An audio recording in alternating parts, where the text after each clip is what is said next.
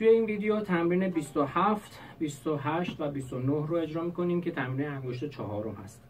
انگشت چهارم روی هر سیمی با آزاد و دست باز سیم پایینی برابره، یعنی رو سیم چهارم که سل باشه انگشت اول هست لا، دومی سی، سومی دو کنارش و انگشت چهارم میشه ر با خود سیم پایینی برابره. رو سیم ر انگشت اول میشه می، انگشت دوم فا بهش میچسبه، انگشت سوم سل و انگشت چهارم لا با خود سیم پایینی برابره.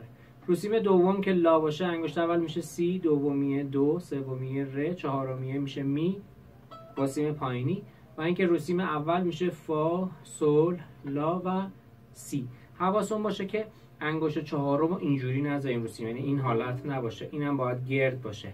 دستمون از مچ کمی به چرخه، انگشت چهارم حالت قوس خودش رو داشته باشه، مچمون صاف و اینکه عرض کردم اینجوری نباشه، نوک انگشت حالت شکست وجود داشته باشه.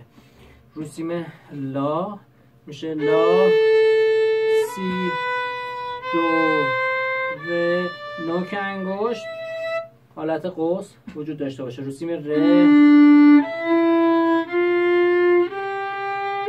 با فاصله و نوک انگشت. رو سیم چهارم،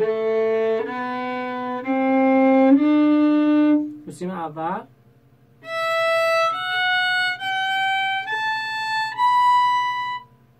پس تمرین 27 و 29 این تمرین هست. توی تمرین 28 اگر دقت کنیم خط دوم آخر خط یه صفر گذاشته بالای لا. صفر علامت خود سیم دست بازه بدون انگشته. توی تمرین 28 اگر که ببینیم خط دوم بالای لا برامون 4 گذاشته. اگر توی تمرینی 4 بذاره حتما باید از انگشت چهارم استفاده کنیم.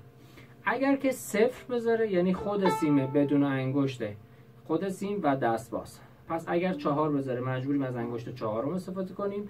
اگر صفر بذاره یعنی خود سیم. اگر هیچی هم نذاری که اون دلخواه نوازنده است. تمرین 28 رو هم میزنیم. ر می ر فا، ر می ر فا، می فا می سل، می فا می سل، فا به می بچسبه.